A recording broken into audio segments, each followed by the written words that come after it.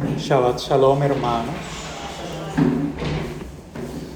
Bueno, el día de hoy no me corresponde la enseñanza y la enseñanza hoy es acerca de la parashá del día, la primera parashá del libro de Números.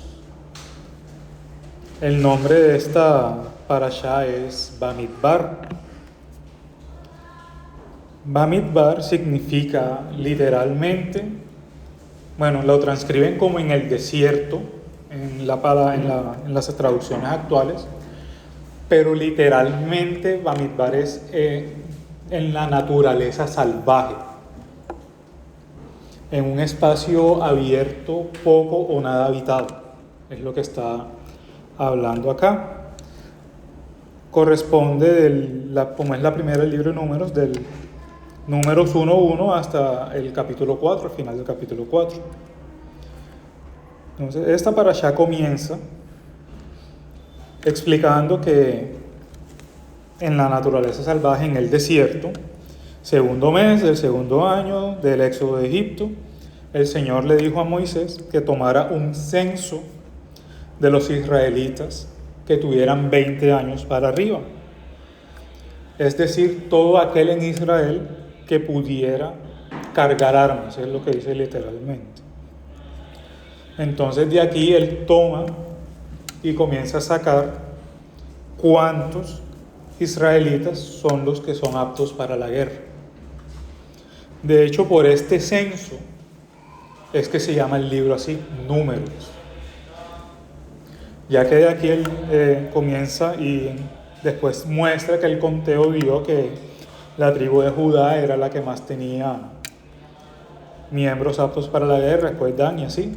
Y dan los números exactos, ¿no? Que Judá fueron 74.600, Dan 62.700, y estos es lo que le da el nombre al libro. Pero con respecto al nombre en hebreo, en la naturaleza salvaje, comencé a revisar qué podíamos ver de ahí. Vi unas enseñanzas hebreas que en verdad, digamos, si uno se pone a leer el Talmud, siempre salen con algunas cuestiones que, pongámoslo así, se pusieron a leer y no oraron antes de analizar la cuestión, entonces sacaban conjeturas. No, que este número, si uno lo suma con esto, entonces da esto y eso significa esto. O sea, son cuestiones que en verdad no edifican, porque el estudio de la palabra es para eso, para edificación. Pero hubo una interpretación que me gustó. Resulta que había un rabino en la época babilónica que se llamaba Rabá. Él pensó que por el nombre, cuando uno se abre, como la naturaleza se abre, uno recibe, el Dios le da a uno su instrucción, le da a uno su Torá. Y me pareció bonito eso y comencé a revisar eso. Y por allá encontré que alguien había escrito que cuando esta Torá se le dio al pueblo, el pueblo estaba en compañía no solamente de la naturaleza salvaje, sino de fuego y de agua. Fuego por la columna de fuego y el agua que Dios le dio mientras estaban en el desierto. Y estas tres características, muestran que la Torá es un regalo para nosotros. Así como dicen en las palabras de Isaías. Vamos a Isaías 55.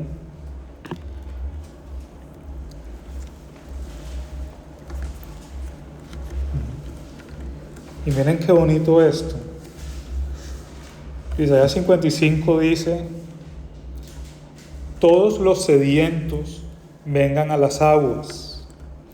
Y los que no tengan dinero, vengan, compren y coman.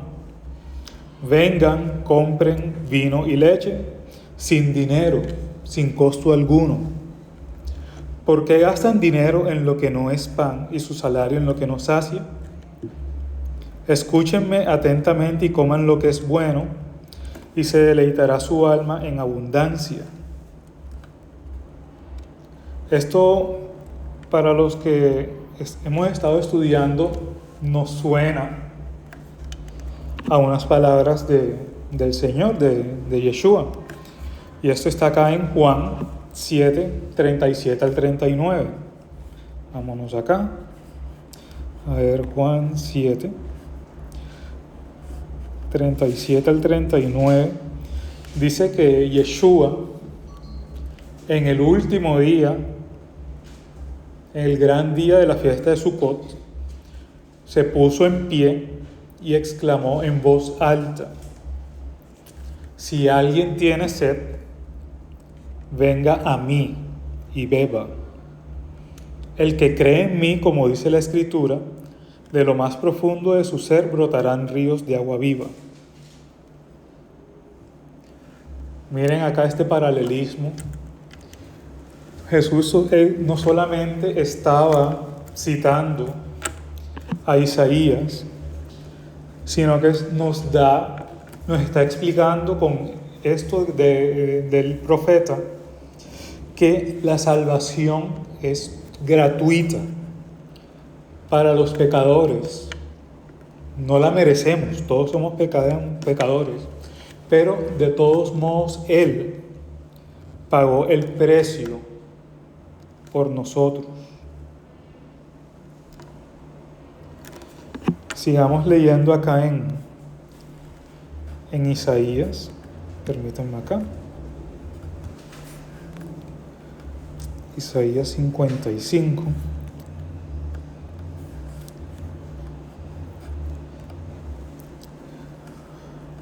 Dice: inclinen su oído, vengan a mí, escuchen y vivirá su alma, y haré con ustedes un pacto eterno, conforme a las fieles misericordias mostradas a David. Bueno, esta parte sí me dejó como pensando, pero también me di cuenta que esto también lo había escuchado en Hechos. Vámonos a Hechos 13, 32 a 34. A ver acá. Hechos 13, 32, 34.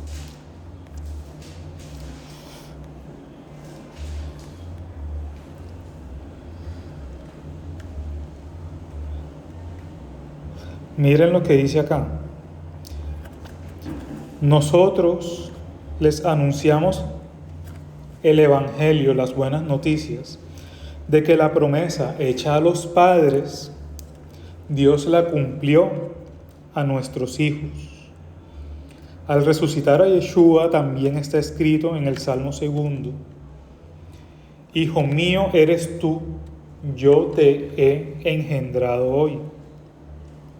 Y en cuanto a que lo resucitó de entre los muertos para nunca más volver a corrupción, Dios ha hablado de esta manera: les daré las misericordias santas y fieles prometidas a David. Yo estaba pensando en el significado de eso cuando lo leí en Isaías. Y que acá en Hechos lo explica claramente. Esto significa que lo resucitó entre los muertos para nunca más volver a corrupción. Esa es la misericordia que se le prometió a David. Resucitar para no volver a corrupción. Mire cómo se va interconectando esto. Y nos damos cuenta que aquí ya en Hechos Él está afirmando el cumplimiento de la promesa, la renovación del pacto que hizo con Abraham. Y esta renovación no es solamente para el pueblo de Israel. Esta renovación es para todo el mundo. Todos estamos en camino, posiblemente a la salvación, y esta salvación tiene que ser a través del pueblo de Israel. ¿Cómo el Señor pensó en ese momento que todo el mundo fuera injertado en Israel? Pues recuerden, ya lo hemos leído bastante, que nosotros nos injertamos en el olivo natural a través de la rama de la tribu de Efraín, que fue la que él puso para esto. Entonces, en sí lo que tenemos que hacer es injertarnos en Israel a través de la rama de Efraín, así como él nos lo prometió, y así lo vamos a hacer nosotros. Bueno, volviendo a la parashá como tal, como les comenté, la primera parte es censo, conteo. Esto le da el nombre al libro. Ya después de esto, él comienza a dar instrucciones con respecto a cómo se iba a organizar el campamento. Ahora se nos hace un poco difícil porque por la forma en la que nosotros vivimos, que vivimos en una ciudad constante, pero tenemos que centrarnos que ellos eran un campamento nómada. Tenían que moverse, asentarse un tiempo y después seguir. Y por esta razón el Señor les dio un rol y una ubicación a cada uno. Acá él explicó que en el centro del campamento iba a estar el tabernáculo, al norte iban a estar tres tribus, que era Dan, que era una de las grandes, Asher y Neftalí. Al sur iba a estar Rubén, con Gad y Simeón. Al este, ¿no?, iba a estar la más grande, porque ellos iban avanzando hacia el este, que era Judá. Por eso cuando uno lo lee en hebreo, él no dice al este, dice al frente. Al frente está Judá, Isaacar y Zabulón. Y en el oeste está Benjamín, Efraín y Manasés. Todo eso rodeado por los levitas. Entonces, al frente, al este, están los sacerdotes, toda la familia de Aarón, Merari, Coat, Gersón, y dentro del tabernáculo. Y ahí comienza a decir qué rol tenía cada una de las familias de los levitas. Entonces, no, esta familia se va a encargar de levantar la tienda y todo esto. Y además de servir a los sacerdotes. Aquí nos damos cuenta algo que también nos dicen en el nuevo pacto, que Dios es un Dios de orden. No es un Dios que pone, acomódense ahí como puedan. Este orden no solamente tiene su significado, sino tiene su propósito. ¿Para qué? ¿Qué pasaba cuando el Señor quitaba la nube del tabernáculo? Ellos enseguida sabían, nos tenemos que ir. Tenemos que seguir a la nube, y cada uno cumplía su rol, desarmaba, tomaba lo que tenía que hacer y seguían su camino. Miren cómo este orden hacía que el viaje fuera, digamos, más rápido, más hábil. Siguiendo acá, el Señor nos muestra que, bueno, nos dice, comienza ahora a censar a los levitas. Pero el censo de los levitas es diferente, no es de 20 años para arriba, ya es desde los bebés de un mes para arriba. ¿Por qué? Porque más adelante él dice, bueno, ahora que tenemos todo el conteo de los levitas, díganme cuáles de estos son los primogénitos. Y todo primogénito va a ser para mí, para servicio. Los primogénitos eran los que iban a estar al frente de las tareas más sagradas en el tabernáculo. Entonces, miren que esto aquí muestra cómo el Señor sabía quién tenía que hacer qué, incluso desde que nacía. Ya el Señor, como vemos acá, como dice el Señor, Yeshua, el Señor conoce a los que son suyos. Él sabe quién es de Dios, como un pastor conoce a sus ovejas. Acá lo podemos ver en Juan 10, vamos a ver acá. A ver, Juan 10.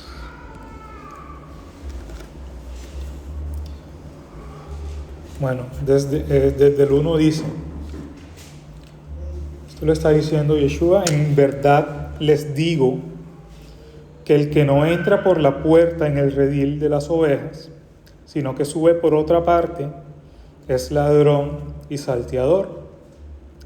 Pero el que entra por la puerta es el pastor de las ovejas. A éste le abre el portero y las ovejas oyen su voz. Llama a las ovejas por su nombre y las conduce afuera. Cuando saca todas las suyas, va delante de ellas, y las ovejas lo siguen, porque conocen su voz. Pero a un desconocido no lo seguirán, sino que huirán de él, porque no conocen la voz de los extraños.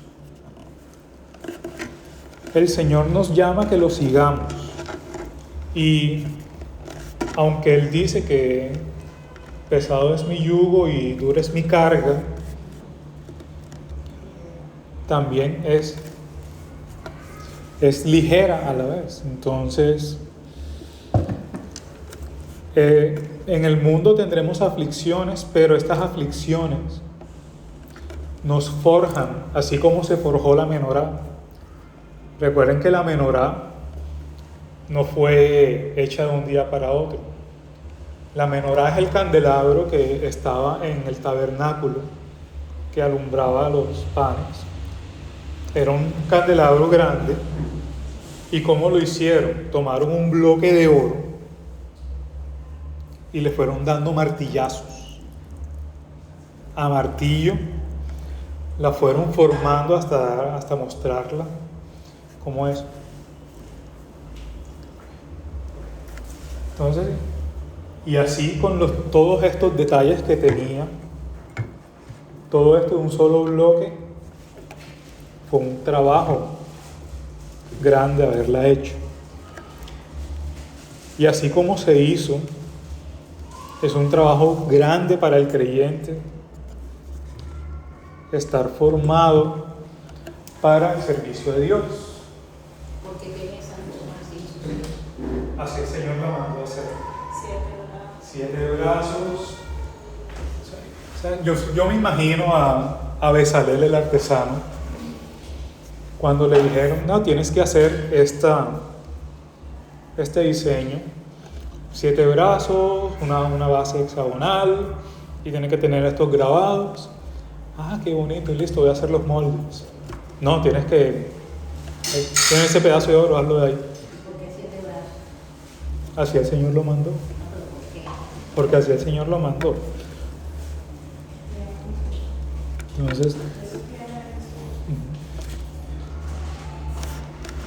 Entonces, en sí, esta cuestión numerológica no es importante. Lo importante es cómo fue hecha, cómo fue a través de esfuerzo, dedicación y tiempo, tomar una forma. Y en sí la menorá lo que muestra es cómo Yeshua, como Dios, ilumina a su pueblo. Recuerda la ubicación de la menorá en el tabernáculo. Estaba frente a los 12 panes, que los 12 panes representaban a las tribus. Entonces esos 12 panes era Israel y era el mundo, porque toda la gente está injertada en Israel. Nos decía. Entonces, como todo está ahí frente, entonces el único camino a la salvación. O sea, imagínate el tabernáculo, lugar santísimo, menorá, panes de la proposición. Ahí podemos ver que el pueblo, que son los panes, para poder llegar al lugar santísimo, tenía que estar, la única forma era pasar por la menorá. La menorá representa a Yeshua, y esto significa que el único camino a la salvación es a través de Yeshua. No hay otro camino para la salvación.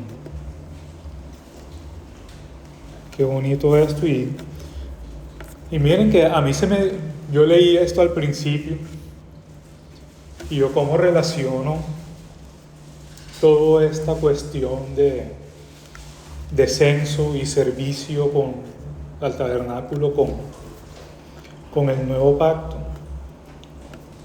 Y poquito a poquito fue encontrando información de esto, y me pareció súper bonito. Es el mismo pacto. De pronto tengas una confusión, pero tienes que saber cuál es el pacto, cuál es el primer pacto.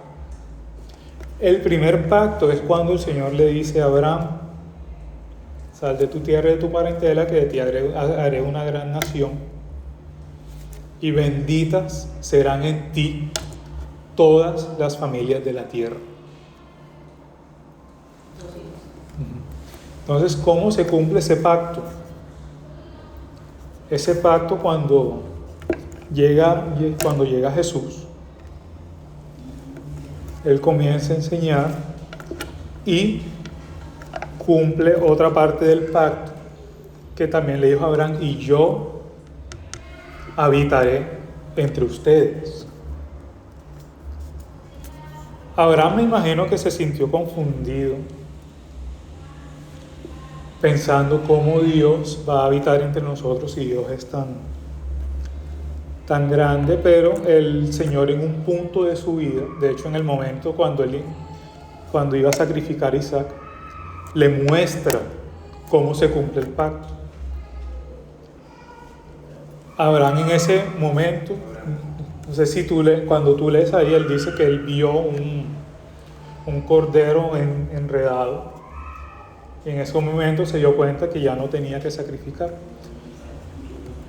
De hecho, en hebreo, cuando dice que él vio el cordero, usando otras palabras, dice que él vio el cordero que estaba ahí desde la fundación del mundo. Mejor dicho, Abraham en ese punto vio toda la obra de Dios cuando vino a la tierra, como Jesús, cómo enseñó, cómo... Abraham vio mi día y se... Abraham vio mi día y se gozó. Eso es lo que significa eso. Le reveló a Abraham toda su obra, cómo iba a cumplirse ese pacto, cómo se iba a renovar. Y el punto final, digamos, como se dice, la cereza sobre el pastel, es cuando lo que vamos a celebrar ahorita esta semana. ¿Qué van a celebrar? Shavuot, Pentecostés. Ya, sí. Para nosotros Pentecostés se celebra el domingo. Bueno, la fiesta de Pentecostés, o la fiesta de las semanas, comenzó como una celebración de cuando el Señor entregó la Torá, cuando dio los 10 mandamientos. Y en el pacto renovado, ese mismo día, derramó sobre nosotros su Espíritu Santo. Ya poniéndole más, como dije, una cereza del pastel, estando siempre con nosotros. Si nos vamos a los Salmos, mira que David dice: por favor, Señor, no apartes de mí tu Espíritu. Él era, digamos, algo como algo temporal. El Señor se revelaba a los profetas y a los salmistas en un punto que los inspiraba de tal manera que por eso tenemos esta hermosa escritura. Pero ya después de Shavuot, está constantemente con nosotros. Y todavía falta la última etapa del cumplimiento de la promesa. Ya cuando venga físicamente. Por segunda vez. Pero como ley, no como Yeshua, sino como Dios. Correcto. En nuestra iglesia católica hoy es muy bonito el nacimiento del Señor. Y es bonito lo que dice. Ok, bueno, entonces sigamos acá. Ya después de este censo a los levitas, entra la última parte de la parashá, que es cuando le dice a Aarón de las funciones como tal que iban a cumplir al momento de levantar el campamento. Aquí también digamos que me confundí un poco. Pero en una parte menciona a los levitas, a los sacerdotes como tal, como soldados. Me quedé pensando que los sacerdotes no peleaban en la guerra como tal, porque el Señor se refiere a ellos como soldados acá. Pero viéndolo en la luz del pacto renovado, veamos acá en Efesios 6,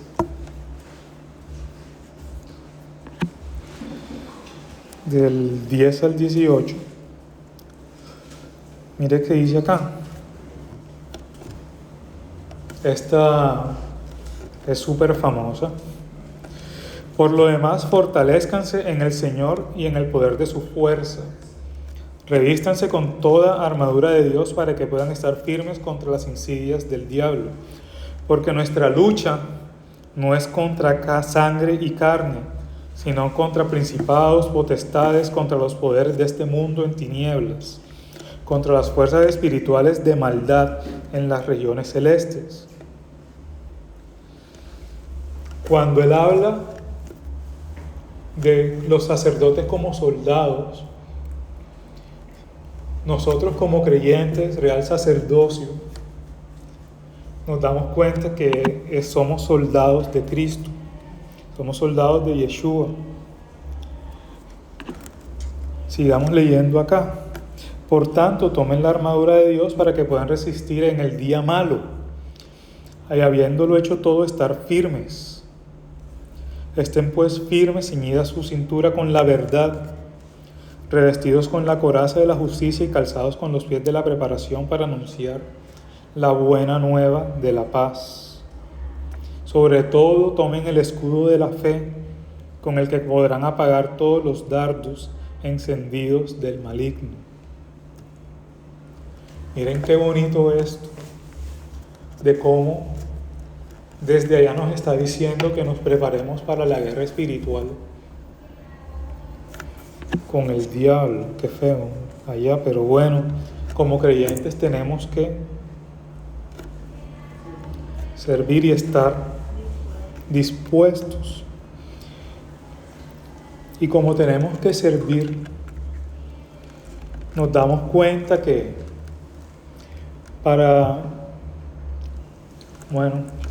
personalmente yo no soy una persona de mucho servicio, mi esposa puede dar fe de eso. Servicio acá. Digamos, yo era renuente. Me daba miedo estar acá, en este puesto. Entonces, pero se dio el llamado. Me acordé de un pastor con el que hablamos, que él nos comentaba, no, yo en verdad yo no quería, pero a cada rato yo sentía el llamado del Señor a través de los hermanos, ven para que enseñe. Y aquí estoy enseñando porque el Señor me jaló para acá y al parecer conmigo está de la misma manera. Y nos damos cuenta que estar aquí no es para principiantes. Yo llevo aquí en la comunidad 11 años. Ay, Dios mío. Llevo 11 años. Y durante este tiempo, el Señor, no solamente a mí, sino a mi esposa, nos ha probado, nos ha examinado, nos ha dicho, bueno, has pasado por buenas, por malas, al parecer ya estás listo para servir al Señor. Y gracias a eso estoy acá hablando con ustedes. Les voy a hacer una anécdota ahora sobre eso. Entonces, también nos damos cuenta, y volviendo a la cuestión que el Señor es un Dios de orden, el Señor para cada uno tiene algo. No todos tenemos las mismas capacidades o dones. Entonces el Señor nos llama para cosas diferentes. El Señor me llamó a mí para estar aquí, exponerles esta sección de la palabra, esta parashá, esta porción. A David lo llamó para alabanzas. Al señor Jordi también lo llamó para enseñar. Que sería bueno publicar las enseñanzas, señor Jordi. Tan buena. Y esta se va a publicar. Yo también voy a pasar mi pena junto con usted. Entonces, ahí vemos. Y llamó a Humbertico también y a mi esposa para todo el servicio de las fiestas, que por cierto se acerca una fiesta. Y entonces, ¿qué tenemos que hacer? Ahí se cumple cuando dice que a su diestra Aarón en bendiciones. Exacto. Entonces, ¿qué hacemos nosotros si a veces en algún punto no nos sentimos? No nos sentimos llamados. Siempre tenemos el camino abierto de la oración. Cada uno tiene su función en la iglesia, así como el cuerpo, las partes del cuerpo tienen su función. Nosotros somos el cuerpo de la iglesia y tenemos que funcionar en armonía. Entonces, por eso tenemos que orar para estar satisfechos con el llamado que el Señor ha hecho con nosotros, o esperar a que se manifieste ese llamado.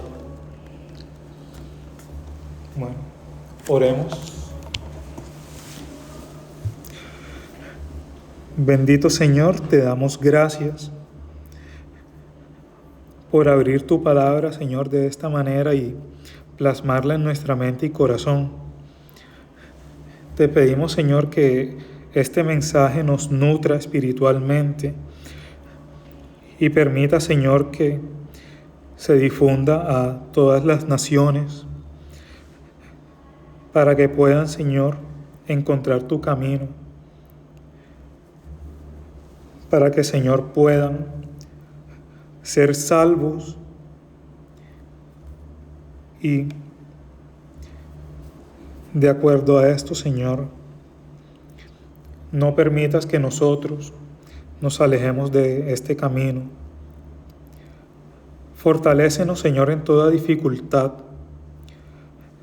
en toda tentación. Haznos sabios, Señor, para apartarnos del mal y poder llevar tu mensaje a todo el que lo necesite.